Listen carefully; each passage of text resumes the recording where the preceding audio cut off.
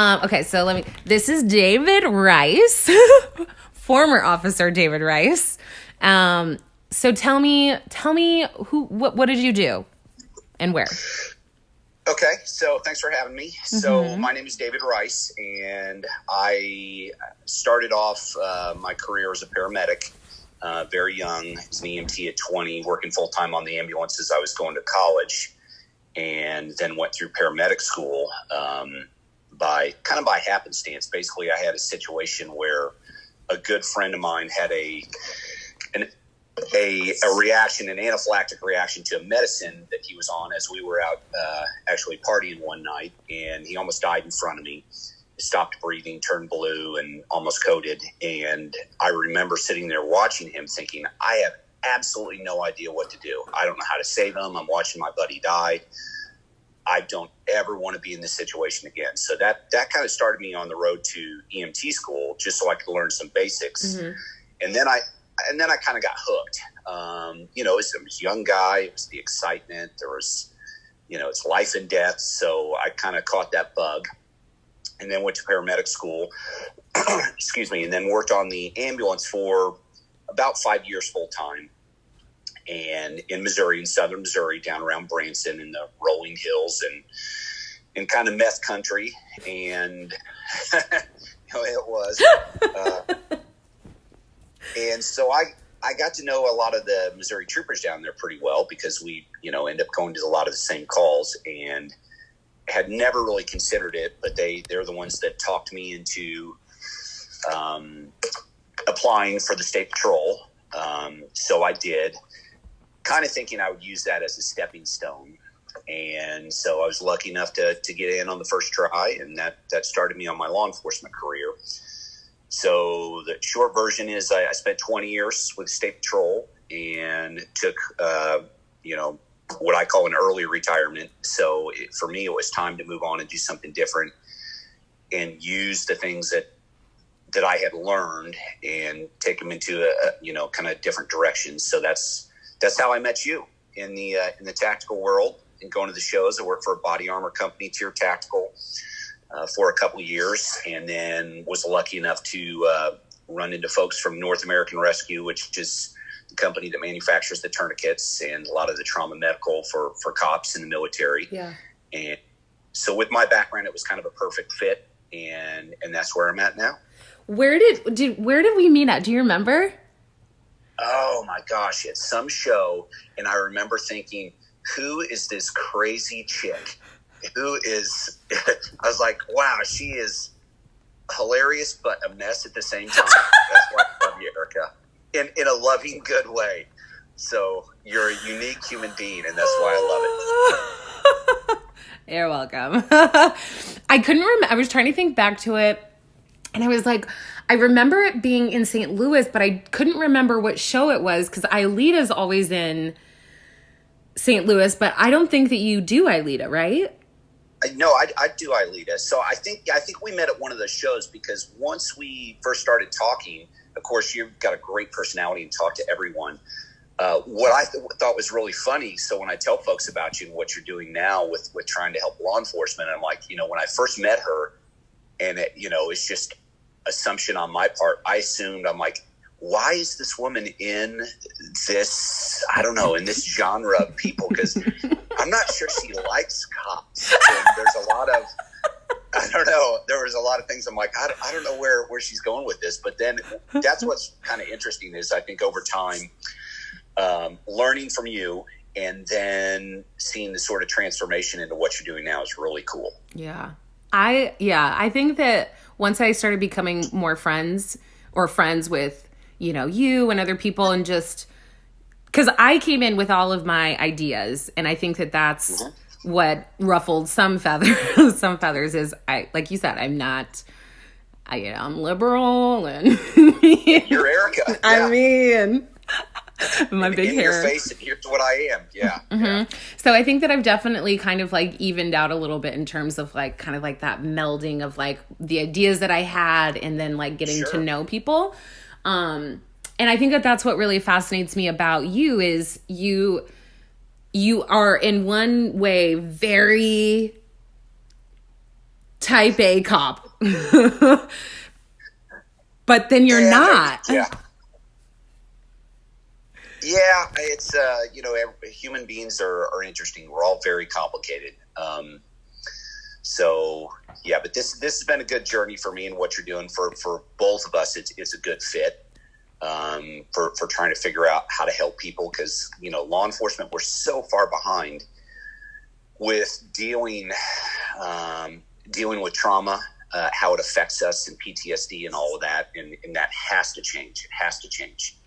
So okay, so you said that you were in law enforcement for 20 years, but while you were in for the 20 years, you did like a bunch of different things. You weren't patrol.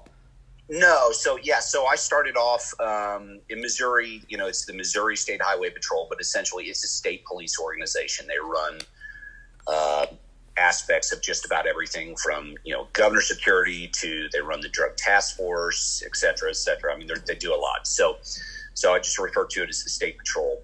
So I was a uniform guy only for about 3.5 years. So most of my career, I was lucky enough early to get into a plainclothes position in an investigative unit. So it was called our Division of Drug and Crime Control. And that is split into two sides, narcotics and then criminal investigation. And I was on the criminal investigative side. So we worked homicide, sex crimes, a variety of things, a lot of kid stuff. And for my area within Troop F, my unit, we covered about 14 counties. So in Missouri, the way it works is generally, the cities and municipalities that have larger departments or, a county sheriff's department, they don't need any help because they're a full service law enforcement agency. They've got great people and they don't need any assistance.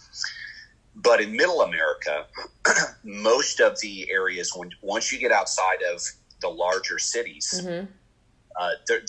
They don't have the resources. So Missouri's a good example of the Midwest. So in my area, you have a small college town, Columbia, Missouri, where the University of Missouri is, and the county of Boone that it resides in. Those two agencies, great agencies, they don't need any help. They have homicide units and a full police department. Outside of that, you're talking rural country Missouri, where you have small sheriff's departments, maybe a couple small Missouri. The home of methamphetamines. I mean, so we were, all throughout the 90s, we were the number one meth state forever. And so it's really, I won't watch that damn show Ozark though. Oh my God. That's all I think of. It's so good. I can't. I worked that whole area down around the lake. That was kind of my AO. So I can't watch it. So I was in a investigative unit. So we worked a lot of homicides, a lot of shootings. But it was, it's a rural area. So I spent the bulk of my career doing that, about 16 years of that. Since I was a paramedic, I've kept up my paramedic license all these years because I still really enjoy that. So I was also the medic on our SWAT team because they didn't have any other paramedics. So developed our TacMed program and got really deeply involved in that, which that's kind of what led me to the job I have now with North American Rescue. So that was the bulk of my career. And then I did a year undercover doing some stuff. But yeah, no, I had a good career. It was a lot of fun, but it was also time to do something else. So I want to know about Ferguson. I know that it's glittery, shiny. Oh, I think that's the first conversation you and I really ever had, like in-depth conversation, was about Ferguson, because I wanted to know your side of it. And then I think you probably learned a lot of things that did not come out in the media that was spun differently than how you had seen things. For sure. What even started the conversations that I would have with people, with officers, had to do with the differences in being part of the African American community and hearing these things and feeling certain ways, and then that kind of colliding with people that I've come to know and love that are police officers who have very different opinions than I do. So when you Sure. told me about Ferguson, I was like, I need to talk to this motherfucker and find out, like I have some questions I need to know. Sure. And Oh yeah, that was an interesting conversation. so I'm glad that we had that conversation, but I don't think that we've really kind of talked about like the impact in terms of like the trauma that came from that, and if there was. So Sure. I remember you really, the only part of our conversation about Ferguson that I remember is you saying that you were like in the shit, like bullets and all that. Well, yeah, and so in fairness, there are a lot of officers there. So, I mean, if guys are listening to this, like St. Louis County SWAT, we're right in the middle of it. The State Patrol guys, we had hundreds of state troopers there, county, the rest of it. So, I mean, it was a large operation with a lot of people. I was on night shift on basically Florissant Street runs kind of across where all the shenanigans were going down. On one side, you had the police headquarters where there was a lot of rioting, a lot of things. And then I was on the other side. If you watched the news or when all that was going down in front of like the McDonald's and there was a big, was it a butcher shop and a big U-Haul or a U-store kind of place where they were really burning a lot of stuff down. So yeah, no, I think it had a large impact on a lot of people. So on the night shift, when they released the results that, as far as no charges on the officers, that's when the real rioting started. And gunfire started immediately all throughout the city. And I wasn't in the military, and you and I work with, at these shows, work with some amazing human beings that were career SF guys and multiple deployments. So in no way, my comments on this are just strictly my personal experiences of it. And it's not trying to compare to anything any of the other guys or other cops have gone through.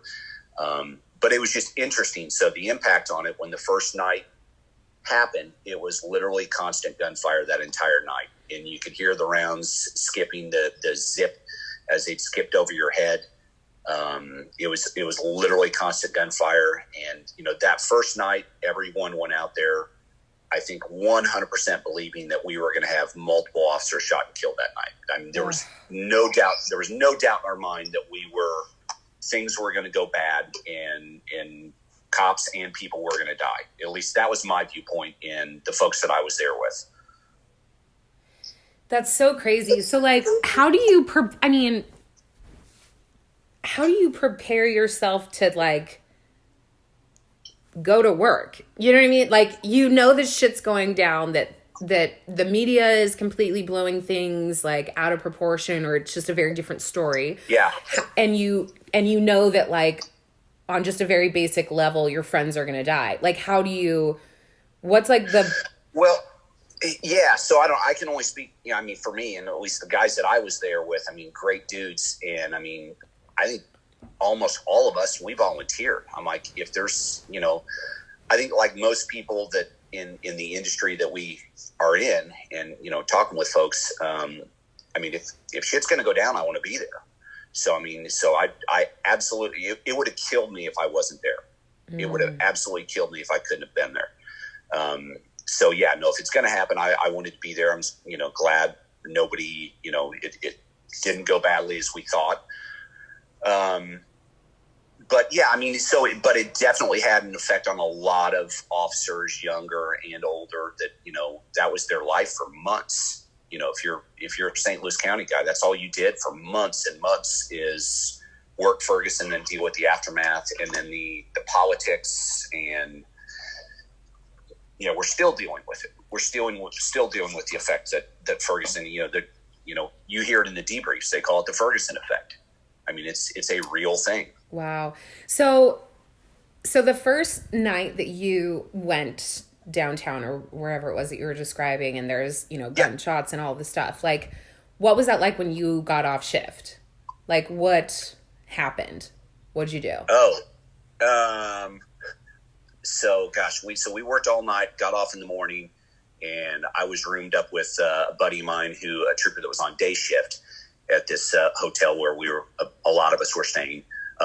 Honestly, we got I got back and was still spun up. It was hard to settle down. So drank a little bit there in the room, watched the news, and drank some hard liquor, and eventually settled down a little bit. But it was, you'd be lying if you said it wasn't exciting. I mean, it was interesting. It was that you knew you were there at something that was, an event that, at least folks in our community that we're going to remember for a long time. It's really interesting to me, that whole dynamic of danger and like volunteering for it and like liking it, but not talking about liking it. Yeah. Well, so that's the thing about it. When you talk to, like buddies of ours that you and I know very well, that were, again, career tier 1 SF guys that worked, their entire military career under JSOC, that were, amazing human beings.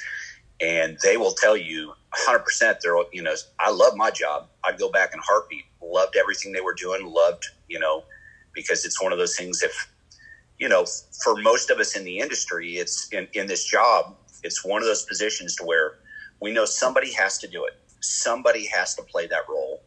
And, if you're aware enough to realize, hey, I'm wired this way, if somebody has to do it, I want it to be me.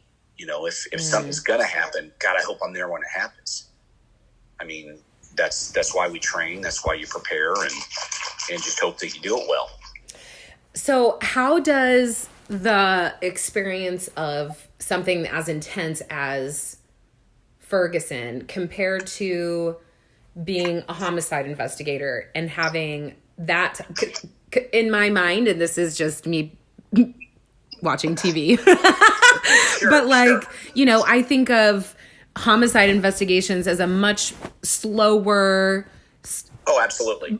Like, how does the trauma compare? Does the different. No, so for me personally, it's different. So what I would say is, to back up, what you have to remember about like Ferguson is most of the angst that law enforcement had from that incident was not fear related over, getting hurt or injured. I don't think it was about that. I think the repercussions of law enforcement after that were a couple different things. For those guys that were there, guys and gals that were there, it was frustration over leadership, not being allowed to do the jobs that we were trained for. What do you mean? Because, politics controlled that situation. So I'll try not to spin off too much on that. But no, I want to know, because that's a huge factor in police work stressors that I talk about in the program. Sure. Policies that you don't have control over.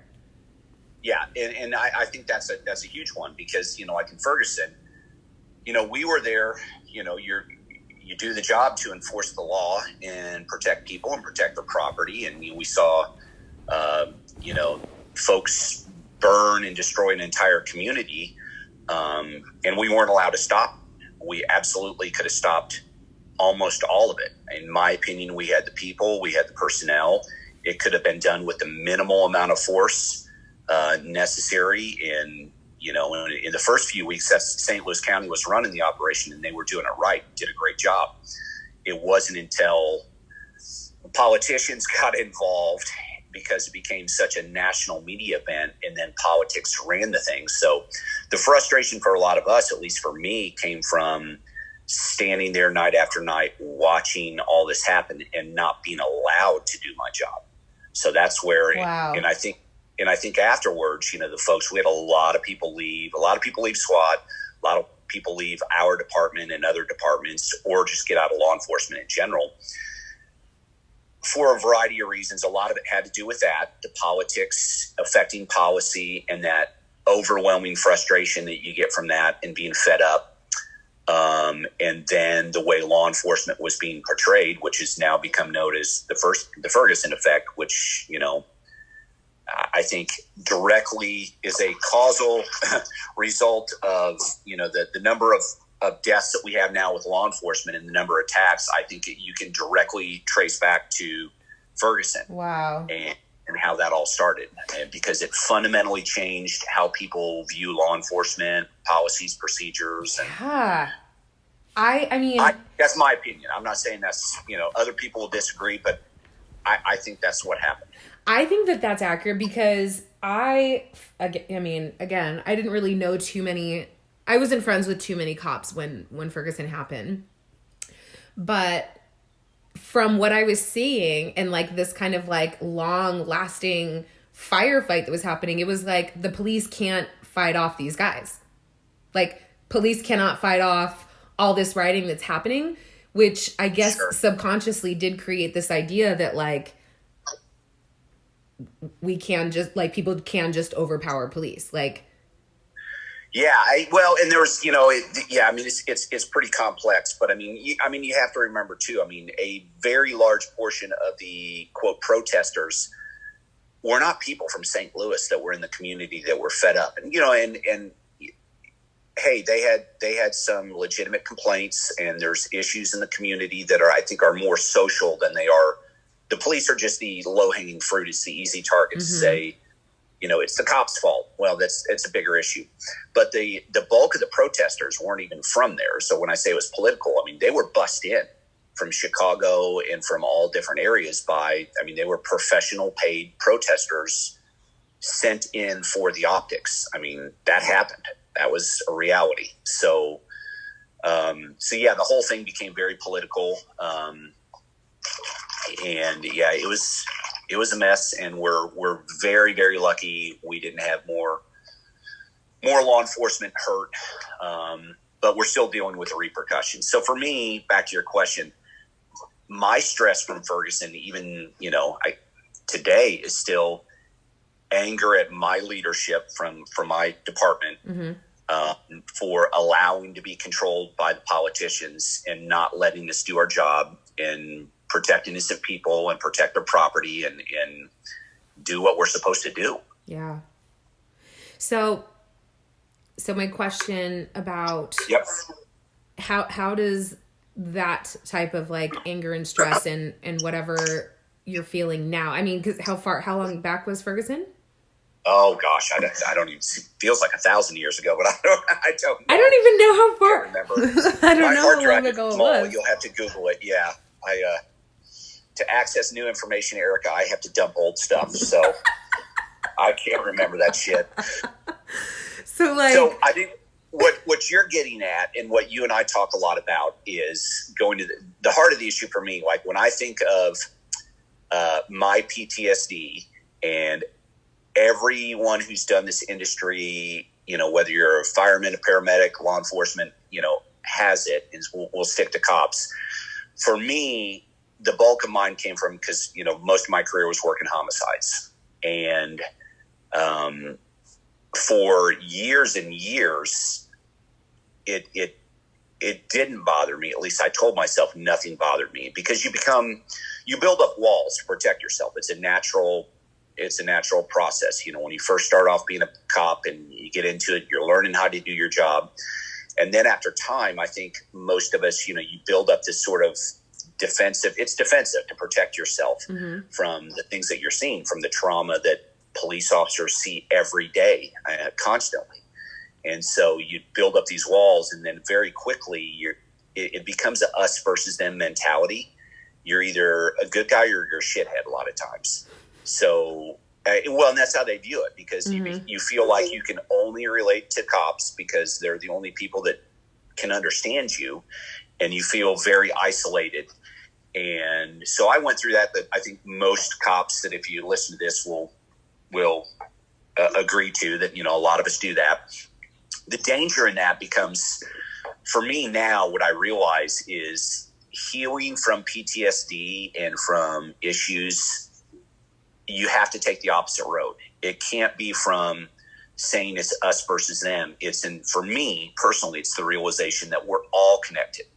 I mean, everything is connected, even to the shitheads. So instead of thinking, that guy's an asshole because he's a criminal, it's okay. Yeah, he's an asshole, but it's more complex than that. It's still a human being.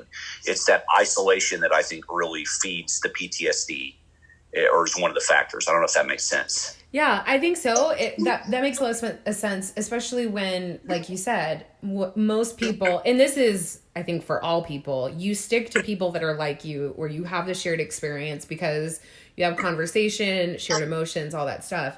And if the mentality has always been black and white, us versus them, and never in any gray areas, there's no reason for you to think any other way. Yeah. So, Yeah. so when you were working homicide, what was what did they, when you joined homicide, what was the conversation like about, hey, this is what your experience is going to be? You know, it might be really difficult, or like if you did have difficult experiences or different calls that were hard, like what was the support that you got from that? Well, at least in my experience, of course, this is a long time ago, but when I started, I mean, there was none of that. It was 100% of it was focused on doing your job. So it was on, hey, here's how we do this. Here's how you learn to, process crime scenes this way, and, going to different schools. It was all very technical. It was how to do your job and do it right. There was, at least back then, for most of my career, I mean, there was never, ever a conversation about if something bothered you or things may bother you or you may feel or experience this. I mean, it was never, ever a conversation. I don't think back then it existed in law enforcement. So, and I think that's why, we're kind of paying the price of that for a lot of old timers that did the different jobs that, you never talked about. It's just, you didn't talk about shit. And so you pay now or you pay later. So eventually it catches up to you. So for me, nothing ever bothered me. I mean, in fact, I would have even, uniformed officers that show up on the scenes that thought I was either, I don't know if they thought I was crazy or just heartless, or they're just like, dude, how can this shit not, how does it not bother you? How can you work a homicide with a guy who literally is a cannibal and you're laughing and making jokes about everything and you think it's hysterical? A cannibal? And it's like, oh yeah, that's it. Yeah. Oh yeah. I mean, was that one you were telling me about with like the guy with like the balls or whatever? Oh yeah. Yeah. He was eating testicles. Oh my God. Testicles and so there's so much evil in the world and weird shit that your average human being has absolutely no clue that they even exist. So, but back to my point is, nothing ever bothered me until it did. And so at least for me, and this is why I think we have to talk about it and be honest about it with law enforcement, is you have to understand that if that stuff doesn't eventually bother you or have an effect on you, then there's something really fucking wrong with you as a human being, because you can't expect a normal human being to do all that, see all that day after day after day, because it's not like, you're not going on a deployment and then coming home and everything is fine. I mean, you never shut down. There's never an off time. So we're not wired as human beings to deal with all that. So for me, it was the last couple of years of my career. It started affecting my sleep, as most guys do. You can't sleep. But then I started having like weird heart palpitations where I thought I was having a heart attack. I'm like, shit, I'm dying. So I went and had all the tests and everything done. And I'm like, was having a weird heart rhythm and all that. I had constant migraines. A lot of bad dreams and stuff would show up. And then I had young kids at the time. And so I had a lot of weird things happen to where memory issues where I couldn't remember stuff. I'd have just sort of weird panic attacks that had never happened to me before. And I thought I was going crazy. I really thought I was going crazy. And for me, finally, as like the straw for me where I'm like, okay, I got to go and at least figure out what the shit is going on with me, is I would be sitting there holding my little daughter and look down, and all I could see was a dead little girl. Was a corpse. And, I could see it, smell it, know exactly what it felt like from putting little kids in body bags and doing the job that a lot of guys are out there doing, day after day still doing. And I just couldn't get it out of my head. And it was fucking me up because I'm like, I just couldn't stop seeing it. So that kind of started my road to trying to figure out what is going on with me. So yeah. Okay. So my brain, my imagination tries to create that image. And just what I'm picturing in my mind, that would be so awful to see. But knowing how psychology works, and that the more you try and not feel or think something, the more you think, like you manifest it. Yeah. Don't think of a pink elephant right now. Right. God damn it. Yeah. Mine has glitter on it. How did I know you had a pink elephant? Yeah. So what was your family like, right? So you're putting babies in body bags and cannibals, and then your family is most likely the opposite of that. How do you so transition? Unfortunately, I mean, yeah, because you and I have talked a lot about, marriages and relationships and our divorces at trade shows and stuff. Unfortunately, that's what leads to such a high divorce rate with law enforcement, is just all the issues. So for me personally, I mean, my experience was I would come home, and my wife at the time, who's a wonderful woman, but she had a lot of childhood trauma growing up. And so she did not have the toolbox to allow me to decompress. What I thought I wanted to do was come home and tell her about my day. Because you need to offload that stuff. You have to be able to talk about it. And, at least for me, my experience is, guys didn't talk about it with each other. You would never go to your buddy and go, hey, bro, this is really fucking with my head. Back then, you just didn't do that. And so when I would come home, it was, she would ask, well, how was your day? And I learned very early, because when I first tried to offload that, she was like, I do not want to hear these details. That is too much. And it was too much. In retrospect, it was way too much of me to expect that out of a normal human being who didn't volunteer to do that job, to hear all that. And we don't realize that, just talking about what most cops do day to day, it fucks people up. Just hearing about it for normal people. So, so I would come home. So I learned, no matter how shitty my day was, when I came home, how was your day? It was fine. It was fine. So that was the bulk of my 17-year marriage, was fine. It was fine. And so, but over time it builds up, and, that caused issues and resentment, and that's a whole other thing. Well, it's really crazy, because what you're doing is you're teaching your brain that experience is an okay experience. Like, every time that you say that in an effort to protect an innocent person's ears or their imagination or their experience, you are every day you're teaching your own brain that this is fine. This is good. And so that can create a really weird dynamic in your mind if you start to have an issue with that, because you've told yourself that it's fine. So sure, it's like this weird kind of inner struggle that you can begin to have, because all of a sudden it's not fine. But wait, it's supposed to be fine. What's wrong with me? Yeah. Not fine. So I think, the human being can tolerate a lot for a long period of time. And what law enforcement, the struggle they had to deal with versus, and I'm not comparing because everybody's experience is different, but versus the military does a great job, it seems like, not being in the military, but from an outsider, it seems like they have done a great job at least trying to address PTSD and the trauma that people, see. And I'm sure guys that are in it might disagree, but at least from an outsider, it seems like they're at least talking about it.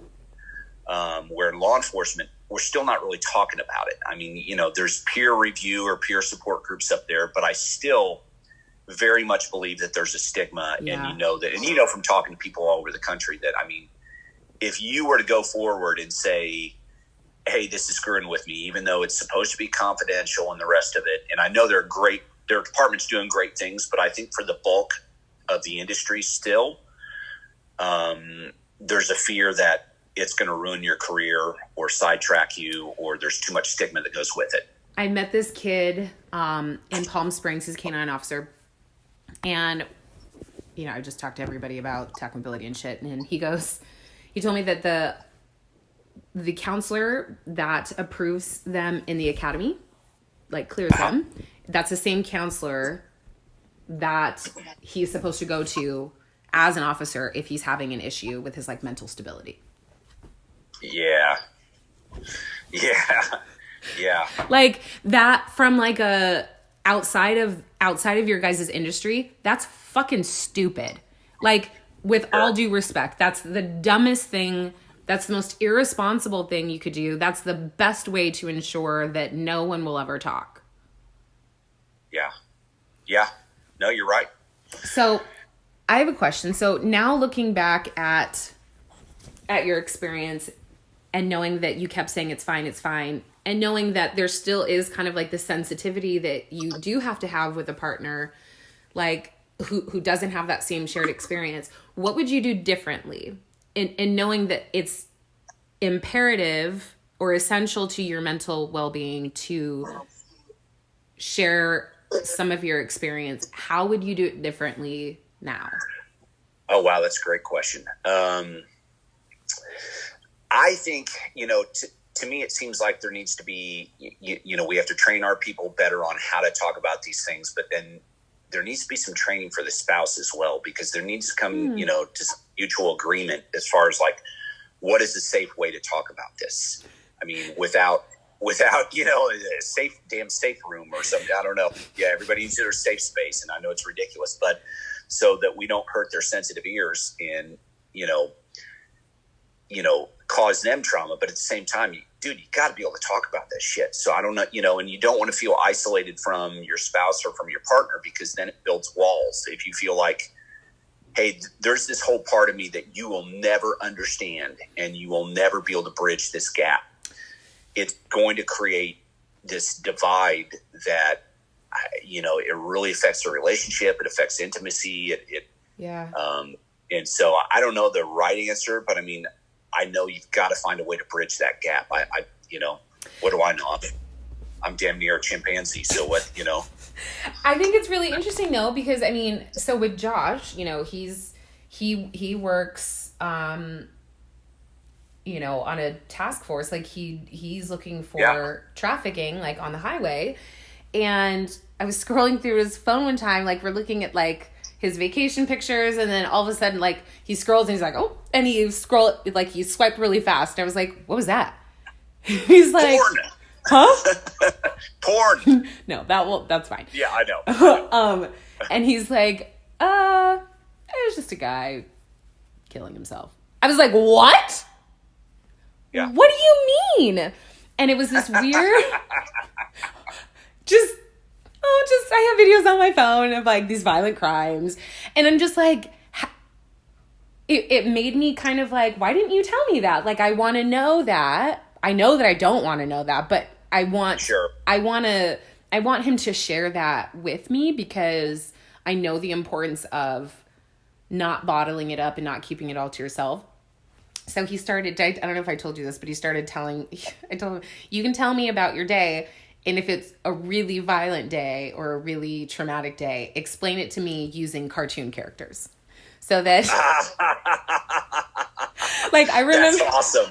I remember I do remember that. Yeah, tell the story. So, I remember you telling me about a story where some person put a baby in a microwave. And in my head, I still see it as a water baby, just a plastic water baby in a microwave. And I can hear that story now, because my imagination is still thinking that this is make-believe, that this is not a real scenario that happened. That's right. So I was trying to tell you a couple different stories, because you were asking about different things. And what cartoon characters did we use? We used something, because you were like, okay, David, tell the story.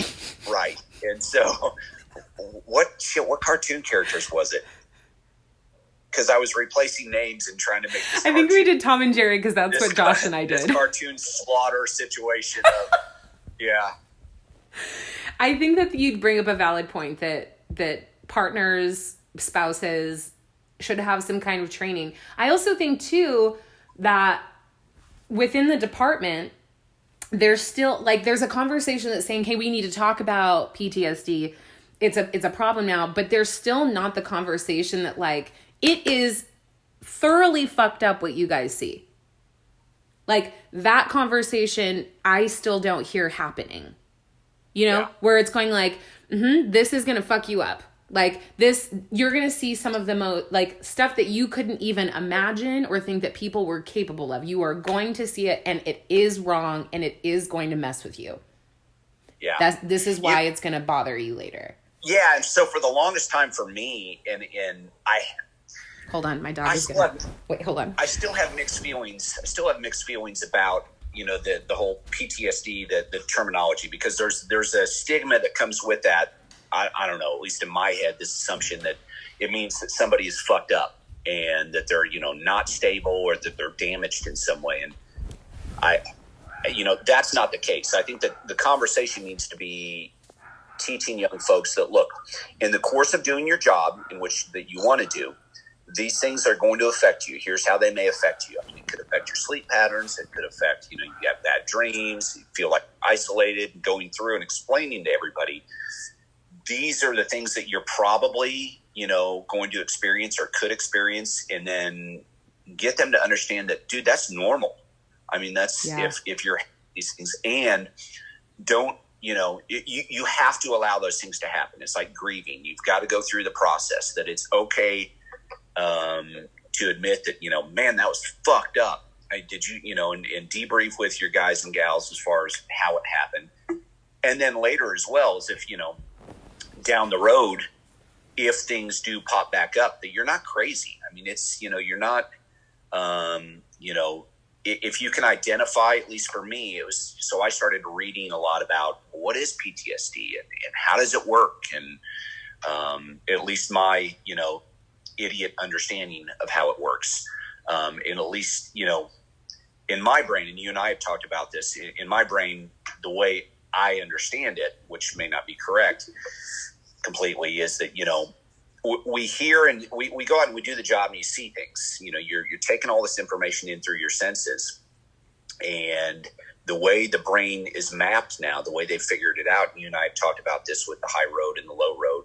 I mean, when you're forming memories under extreme emotion and fear, those memories are literally routed around the thinking portion of your brain. So there's no, you have these memories, which, your brain is wired through the senses, through your smells, what you see and what you hear, and all of these different things. But if it's wired under extreme emotion, there's no connection to the thinking portion of your brain. Right. So you have stored memories that are in there with no, I don't know, the way I understand it, with no way to process it, logically. So for me, the way I look at it now is, I mean, PTSD for me is, guys and gals, you hear or smell or some sort of sensory cue or trigger, and all of a sudden you're having this, whether it's a panic attack or just negative thoughts. I mean, it could be just negative thinking. And that's triggered through that, through that memory that you have, and you're not able to understand why you feel that way or why you're angry or why you're pissed off all of a sudden. And every one of us that, does that job, fire, EMS, law enforcement, military, I mean, you can't be around trauma and not have that affect you in some way. Some people deal with it better than others, but you have to acknowledge at least that, man, that shit's going to happen. I mean, I like that you said that your memories are formed under that whole like fight or flight response, where there's like a lack of logic and intellect that's available for you to use, because most officers don't get out of that state very often. So I think that officers don't realize how scientifically impossible it becomes for you to think your way out of what you're experiencing. Yeah.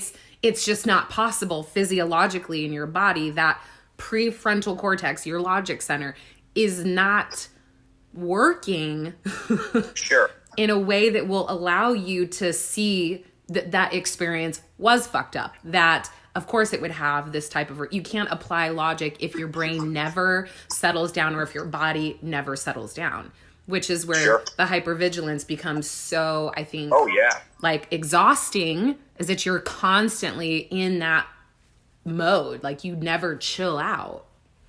Sure. unless you're You know, drinking.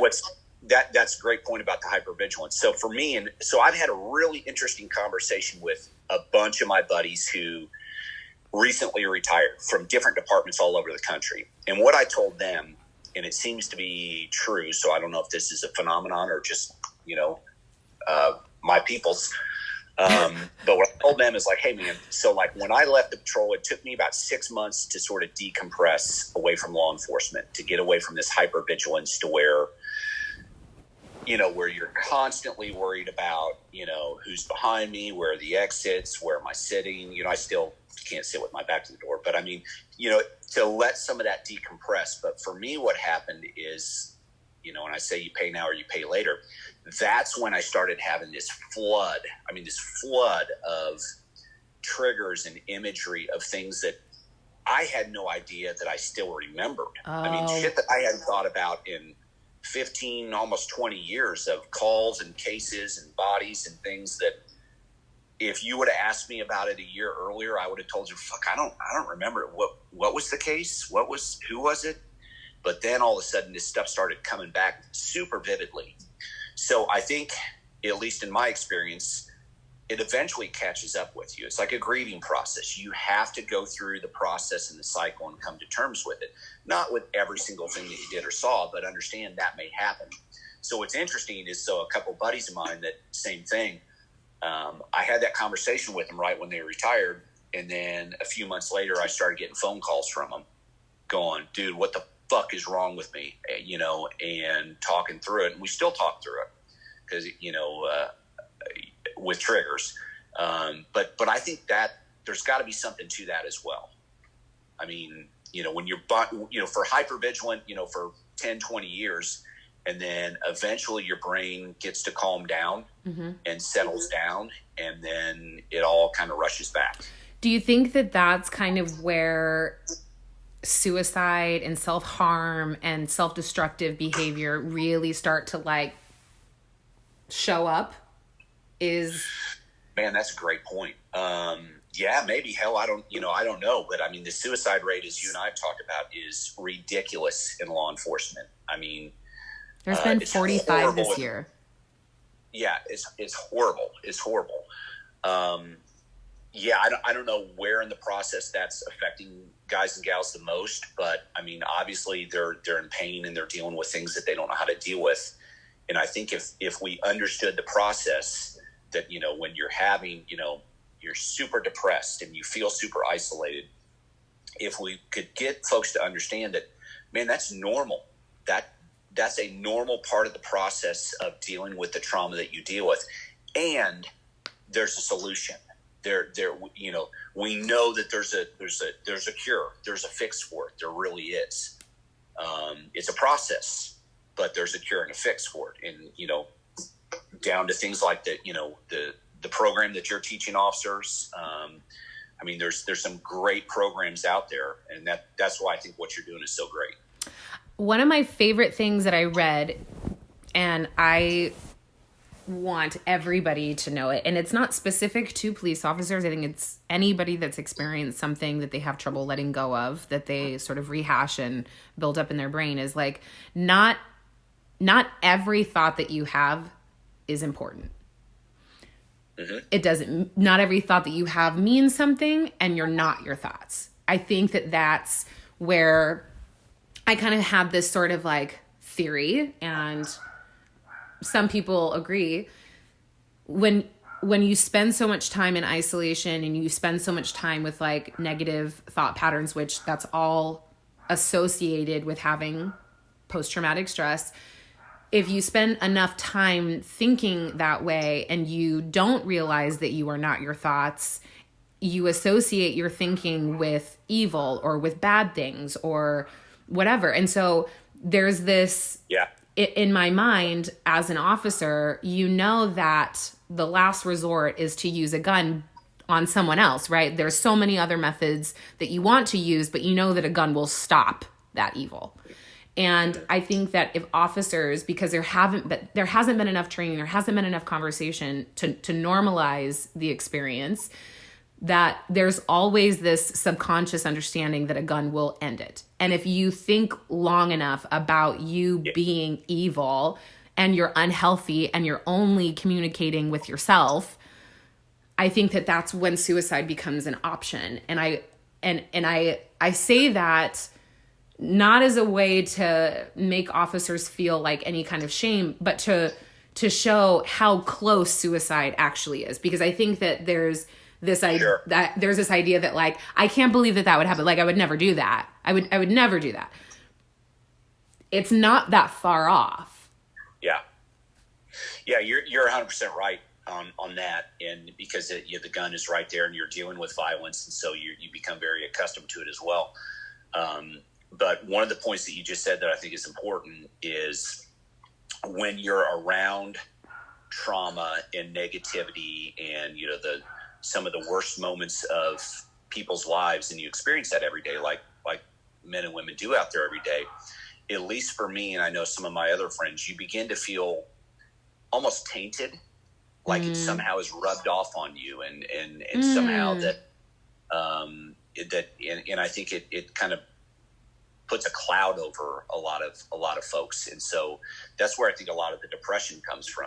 When you're around that all the time, it has to have that effect on, well, you look at that's right now, interesting.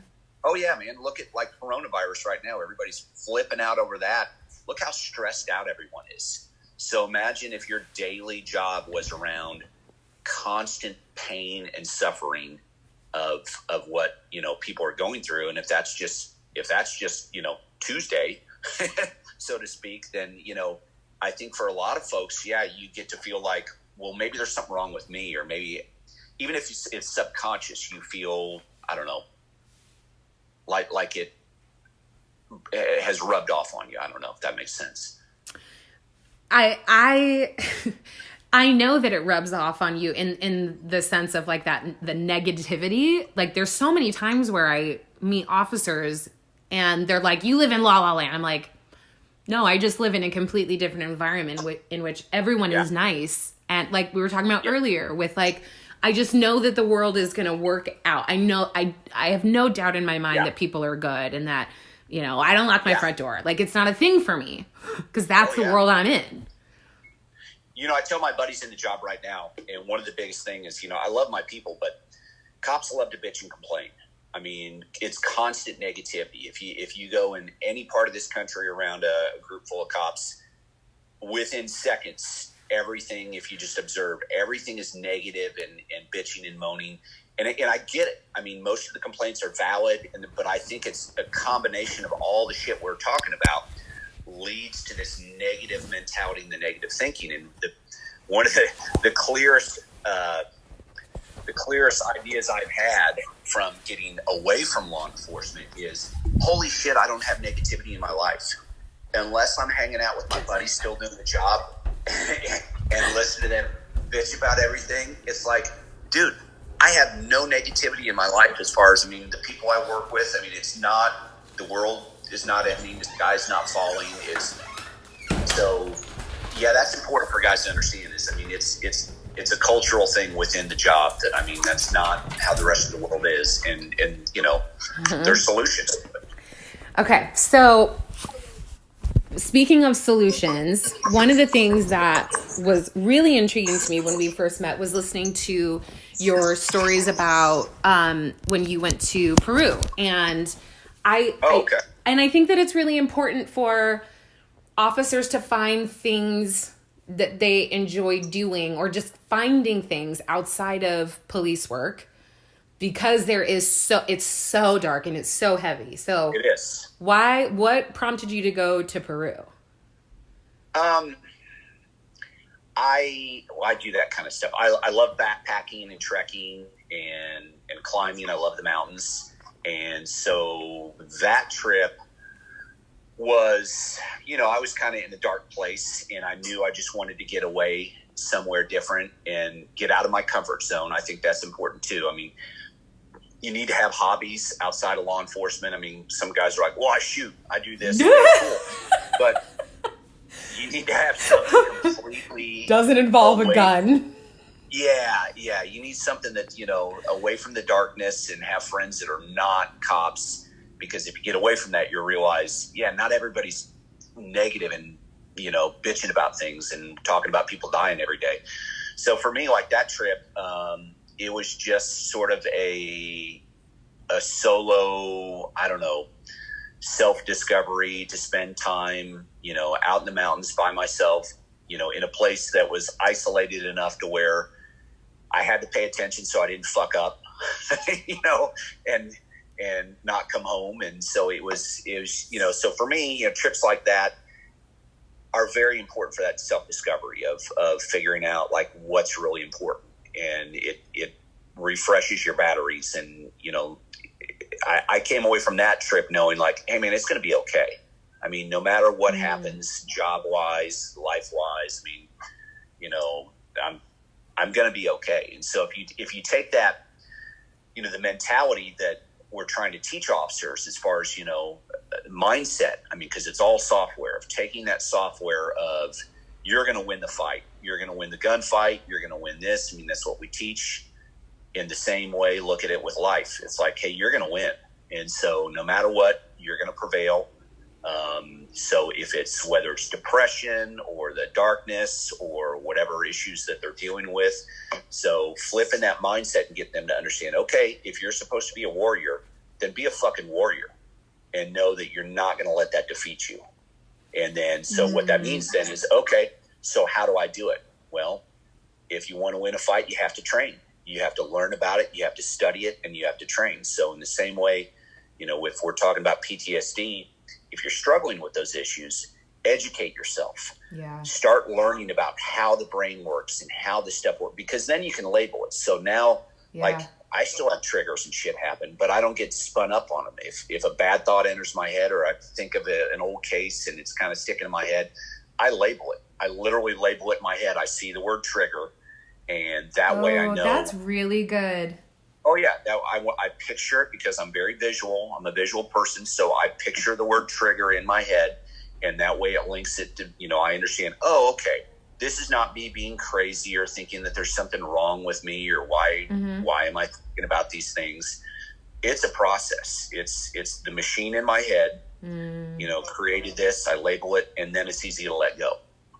That's really important. That's something that is a very learned thing, right? That's learning how to be mindful of your thoughts as just being thoughts and not things you necessarily have to act or respond to. Yes. So how long, when did you start recognizing, or how did you learn to recognize? Is it just through like the education and realizing that it was just a trigger that you became more aware of your thoughts as just thoughts? I think it still is a process. I mean, it was a combination of things. So when I was really struggling, I went to a counselor outside of my department. I didn't let my department know because I didn't, I was concerned about that. And that, basically what that allowed me to do first for me personally is had a great counselor who made me, kind of allowed me to see that, number one, I'm not crazy. I'm not going crazy. This is completely normal, and this, and you have to deal with it. And so for me, then, I'm a very independent person. So rather than rely on, okay, well, fix me, I started reading a lot of books about, memory and PTSD, and they're all written for military folks because there really isn't anything out there for law enforcement about our job. So I would read about what the military was doing, and these, military experienced guys, and then see the parallels to how I was feeling and what was going on. And then trying to just put it all together and realize like, hey, there's a mind body connection. It is there. I mean, and you have to, just like most violence that we deal with it's mindset driven. So to attack this problem, it has to be the same way. You've got to figure out why my brain is thinking this way. Well, how does my brain work? How do memories work? And once you see how your little monkey brain works, then you can be like, oh, okay, shit, I get it. That's why this is popping in my head. That's why I'm thinking of this. And then, like you said, so important, then I can choose, okay, so do I respond to it and, go to a dark place, or do I say, all right, no, fuck it, I'm going to win this one? And, but it's always going to be a struggle. It's always going to be, I don't want to say struggle. I also know that because of the choices I made to have the career path that I did, there will always be probably triggers or little things that come up. But now it's easier to deal with. Now it's not like, it's not going to have the effect that it used to, because I make the choice not to allow it to win. I really like that. How long would you say, like, the period in which when you became aware that, man, I got to fucking deal with this. This shit has gotten out of control and I need to deal with it. What do you think the time frame is from that moment that you realized it to... So for me, I can only speak to me. Yes. For me, it was, I think it was about a solid year process for me of doing different things, of, working with my counselor and then studying on my own and just trying to grow as a person. And it was little things like, I know it sounds stupid, but she would have me do things like take old case files that I didn't need anymore, like from the office, like old homicide files, and maybe flip through a couple and then burn them in a bonfire. So I would go out to my land and start a big bonfire and kind of hang out by myself and reflect on it, and then start to burn that stuff. So being very visual, and then I think it's important for me. It was important to have a physical act. Yeah. That connected with the mental side of it. I think, at least, and probably for a lot of cops, because we're physical people, like to train and do things. So finding some way to connect the physical with the mental, I know, at least for me, was very important. I think it's important. The reason why I asked the length of time is because being mindful of your thinking or facing your experiences is so foreign to a lot of officers. With that, and I think that this applies for everybody that is avoiding their problems, is you catastrophize or you make the process a lot harder or bigger than it actually is. So if you think about the length of period, the length of your career, in the amount of violence and the amount of time that it took for you to get to that place of like, I'm going to explode if I don't deal with this shit, versus the length of time that it took you to be an active participant in facing your problems and looking for a solution. It's crazy, the difference between those two. Yeah. Did you ever think that it was going to be a year? Not saying that you're recovered and like you said, you'll probably always have... Are you going pee right now? No, I'm walking around my house. It looks like you're sitting in a water closet right now. No, this is my closet. Oh, I'm like, I don't want to hear you pee. Like, this podcast is going to get weird if that's the case. I almost took you to the bathroom to go pee, and I'm like, probably not. But like... Shit's about to get weird, folks. But, did you ever think that it would take as little time as a year for you to feel more in control of your thinking? Man, I don't, when I was going through, I don't know that I knew. Yeah. But I was also very lucky too, in that at the time, the company I was working for, once I left law enforcement, had a lot of really good, military folks, some guys that had done some pretty incredible things that were SF guys that were good enough to talk to me about it as well. Because, I went to them, in like, hey, here's kind of what, and it was a leap. It was scary to open that up and be like, hey man, here's kind of some shit that I'm going through. Is this something you guys experienced? And I was scared to death because I didn't know if they were going to be like, oh no, you're fucked up. What are you talking about? But then, that was early on in this process. And I realized that like, oh shit, no, this is, and those guys were fantastic in explaining to me like, you're absolutely normal. Yeah. Here's what I experienced, and and explaining to me the process, and then also getting me to understand that there's no start stop point. There's no, hey, if you follow this program in 6 months, you'll never have negative thinking again. Mm-hmm. it's understanding it's, it may be there forever, and it may be a lifelong sort of journey, but I mean, that's the human condition. Yeah. Yeah. I think it's important to know that, like, like you said, you will experience triggers most likely for the rest of your life. And that's to say for anybody that's experienced major trauma, or if you have cumulative stress and that creates something, but to know that the pain will not be as acute because you have control over how you deal with it. That right there that's the message. That's the key. That's where the healing and relationships happen, is knowing that it won't be the same feeling for the rest of your life. Yeah.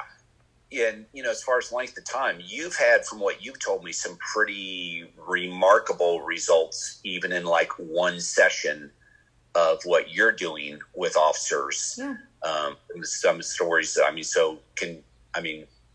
what's been your experience? I mean, I don't want this to sound like unrealistic, or I don't want people to be like, that is fucking impossible. But I had a conversation with an officer that we were hanging out, we were drinking. It was at Ohio Tactical. And he's just telling me his experience about trying to commit suicide. Yeah. And just sitting there with the gun, and he decides to pick up the gun and puts it into his mouth, and a friend calls him and talks him out of it, whatever. So he's telling me the story, and I'm listening to his past experiences as an officer, his experience going overseas and doing contract work, and then going like, it only makes sense. It makes sense to everybody outside of your industry because it's a conversation outside of your industry. So for him to be able to share his story, just one experience with me, the next day, he's like, "As the first time I've slept longer than 4 hours, and I can't remember how long."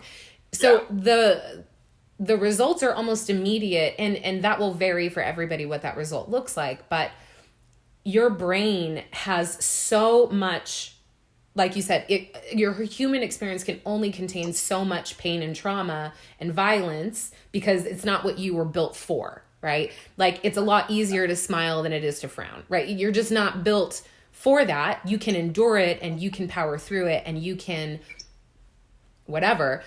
So to offer people a little bit of relief goes such a long way. Yeah. Because I remember where I was listening to this prayer thing yesterday, and he's like, you can count how many apples are on a tree, but there's no way to know how many trees will come from one apple.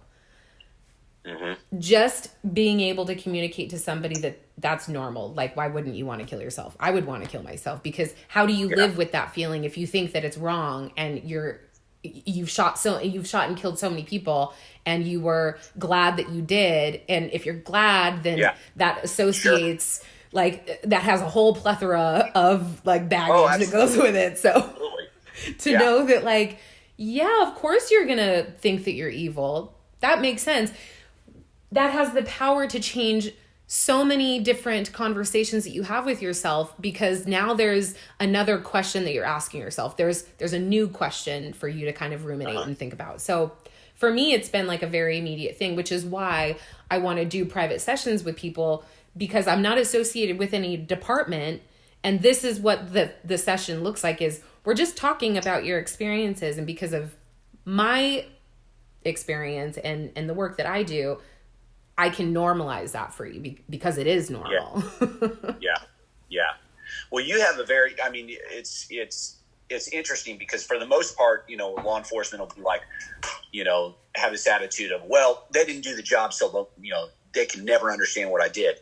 But what's interesting is, since you've been in this industry for so long, you get it. I mean, you're around the plethora of, from law enforcement to, EMS folks to career SF guys that, and a lot of them are just stone ass killers. And so, and because your personality, you're super easy to talk to. So you're able to open up and you come at it from a different perspective. So, I think it's cool. How are you doing how are you integrating, like, with the physical portion with the yoga and all that? I mean, how I think it's how is just, that working? well, it's awesome and it's super effective because what I'm teaching officers in that there's a mind body connection, it's not bullshit. It's everything that you know, right? In this, Yeah. like in the same ways that you know that a really hard day will affect you having a panic attack.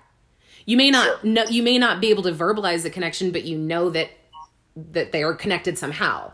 So when I go in and I say, well, this is the reverse, in that if you have a good physical experience and I'm regulating your body, back to what we said earlier, and being able to use the logic center of your brain, when you start to move your body and we're having a conversation about past experiences, you're thinking about specific experiences, but you're in a calm state. So then once we start moving and you start releasing some of that energy, it's super weird to talk to officers about energy because it sounds like weird and hippy dippy and spiritual. Yeah. But so I like to say, okay, the sun, right? You feel the energy from the sun. Think about how solar energy works, right? It's not something that you can see, but it's energy that's being emitted from the sun, in the same way that you can arrive on scene and it's like fucking tense. Or right now, right? Coronavirus. You walk outside and you're just like, fuck, dude. Yeah, you can feel everybody's tense. You can fucking feel it. That's the same energy. Walking around at an 11. Mm-hmm. Yeah. So if you think about the same way that you arrive on scene and it's tense, or you pull over 15 people in one day and they're, tearfully talking to you, or they're lying to you, or they're hiding something or whatever, you're absorbing all that in the same way that you would be absorbing energy from the sun. It's not any different. So in order to get rid of that energy that you're storing in your body, you have to move it. Uh-huh. And most officers don't have a method of movement. They don't have these routines of movement. So I think it's awesome that you work out and you want to burn some of that off. It's a way to kind of drop into your body and become present, which is what the issue is. That's why trauma and stress gets so heavy, is that you're existing in this fantasy land in your mind of past experiences, instead of being right here where there is no violence happening. You're in your bedroom. You're in your living room. There's no... Sure. There's no threat. Yeah. So the movement portion helps you get into your body, and because a large portion of that has to do with yoga, you're breathing and you're activating that like rest and digest. You're activating the logic centers in your mind. You're activating your pleasure centers and things like that. So it's just effective. It just is. In the same way that like jujitsu, like I don't give a shit if you do yoga. Like it's not for everybody. I get it. Yeah. It's the framework. It's the framework of connecting the physical and the mental. Mm-hmm. Yeah. And that makes 100% sense. I mean, that's, Well, when you were talking about Peru and going... and you're like, fuck, you can't be in your thoughts if you're like near death on a mountain. Yeah. You've got to pay attention. So, I think it's perfect. That's why I think what you're doing when you're telling me initially when you're telling me the concept, I'm like, but guys aren't going to want to do the yoga positions and all that. But then as we started exploring it and you're talking, on how it would work, it actually does make sense, because I mean, it's the concept of linking the physical with the mental. And sort of rewiring, that negativity into something good using your body. So, and when you're doing it with your buddies, it's the same logic that you said. We're like, nobody's going to understand my experience except for my friends, because they're all cops and they do the same things. When I go and I work with a team or a department, you're having this super weird and uncomfortable experience, but with each other. So because it brings them outside of their comfort zone, and that's what I mentioned, like doing something like trips that I find myself doing. It's always something where I want to be outside of my comfort zone, and that's what I think is really important as well. So for with what you're doing, dudes are going to feel a little weird, like this is kind of strange and goofy, but it's outside of their comfort zone, and I think that's an important component of that is in relearning, you need to be outside of your comfort zone. We grow when we're outside our comfort zone. All right, my friend. Yes. As always, I have such a I'm so fond of you. You're one of my favorite people. I thank you. Mm-hmm. I mean, no shit. Thank you for what you're doing. And I never in a million years when I first met you thought you would be driving something like this. But I mean, anything we can be doing to help our brothers and sisters out there doing the job, and reduce the number of suicides and get people back on track. It's outstanding. It's a good work. Yeah, man. Like people, like there's just like this whole life that you can have outside of constant shitty feelings. And oh yeah, I'm not like pretending to understand all of the nuances of police work, but like what I do know is that if my sparkly idea, like the world that I live in, if that can kind of couple together with your experiences, I think that like that there are really good solutions out there. Yeah. Yep. Agreed. All right, on. my friend. You are fantastic right. as always. Thank you for being on my first episode. Okay. Sounds good. I'll talk to you later, Thanks buddy. for having me, Erica.